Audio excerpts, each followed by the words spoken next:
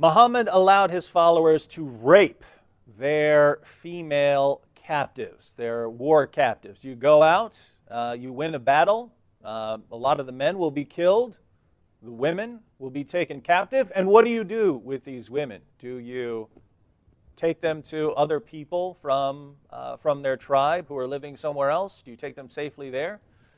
Do you marry them? Or do you rape them as much as you want and then sell them as sex slaves in the next town if you decide not to keep them? Which would be the Islamic position, Sam? Well, the Islamic position, I'm laughing, and I shouldn't laugh because this is a serious thing. And this still goes on today. Yeah, this still goes on today. This is Islamic going on in position, Syria right now. The Islamic position would tell you that adultery is condemned in all circumstances except in the situations in which you have taken a woman captive, and it so happens that her husband's still alive. Still, you are free to have sex with her in spite of her husband's being still alive. And then when you comment on that, I want to mention a verse where, well, according to one particular translation, it's not just your captives, it's even the slave women that you own. But where are you going? You going 424? It's 424, but it's from Hilali Khan. Okay, yeah, read 424, and I'll read Sunan Abu-Dawud 2150. They don't limit to just the captives. Yeah. This is what's interesting. Now, again, why is Hilali Khan important?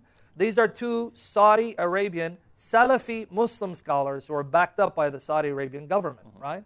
Now, there are some people who say, well, the Saudi Arabian government's corrupt. Be that as it may, they are Salafi scholars. And my understanding, the Salafi sect of Islam is actually the purest form of Islam out there today. It's the closest expression of Islam that you'll find today because it almost perfectly resembles the Islam practiced by Muhammad and his companions and the two generations after them. And just so people understand the importance of this, if you and I were ever to convert to Islam, God forbid, we would be Salafis, would we not? God forbid, we would be Salafis. Yeah, yes, go ahead.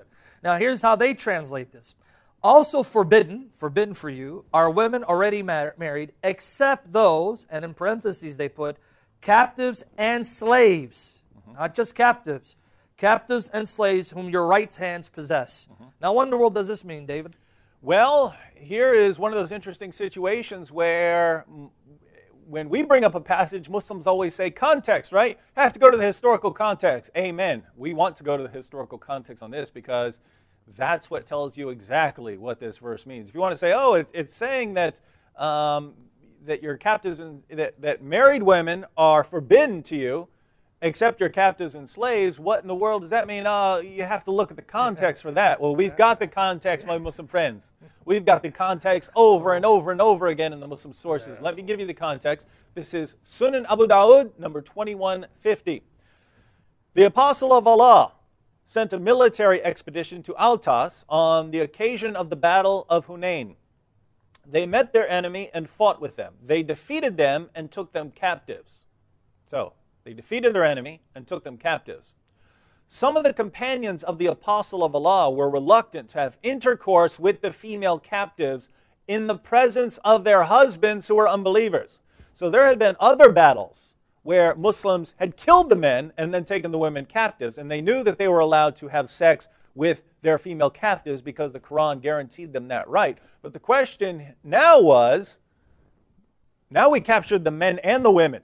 So these aren't just our female captives, these are married female captives. They have, isn't this adultery? So Muhammad's companions were reluctant to have sex with them. Wait, we're not sure what to do here. And they go to Muhammad for advice. Muhammad, what should we do? So, some of the companions of the Apostle of Allah, going back to the passage, some of the companions of the Apostle of Allah were reluctant to have intercourse with the female captives in the presence of their husbands who were unbelievers. So Allah the Exalted sent down the Quranic verse, and all married women are forbidden unto you, save those captives whom your right hands possess. What verse is that, Sam? That's chapter 4, verse 24, what I just read. That is to say, finishing the passage, that is to say, they are lawful for them when they complete their waiting period. So there would be a waiting period to make sure that the woman wasn't pregnant from her husband. After that, you can have sex with them all you want, even though they're married. Their marriage doesn't matter. So context does matter, my Muslim friends, but context doesn't help you. When you actually go to the context, you find out these verses are every bit as despicable as they sound. And that is a horrible, horrible teaching. You can capture a woman and her husband and then rape the woman in the presence of her husband, and who cares? Exactly. They're filthy unbelievers. But Allah says it's all okay. Allah puts His stamp of approval on it. And I also find it ironic that this is a Saudi Arabian translation that says it's not just limited to captives and slaves. In light of all the reports we hear that come out of Saudi Arabia, where you have maids who are being raped by their employers, like you hear about stories, atrocities done to Filipino maids in Saudi Arabia. Now, why in the world would these Filipino maids get raped? Well, because according to the Quran, being a maid means that you're their slave, and your employer wouldn't consider it rape. He would consider it his conjugal rights, because after all, you are his slave. So is it a coincidence that this Saudi Arabian version of the Quran inserts within parentheses not just captives, but even slaves that you own, in light of all these atrocities we hear that takes place in Saudi Arabia? And so the point there is, this isn't just some irrelevant teaching from 14 centuries ago. These teachings have practical consequences in the world today, which is one of the main reasons we deal with them, because someone has to deal with them, otherwise the practices are never going to end.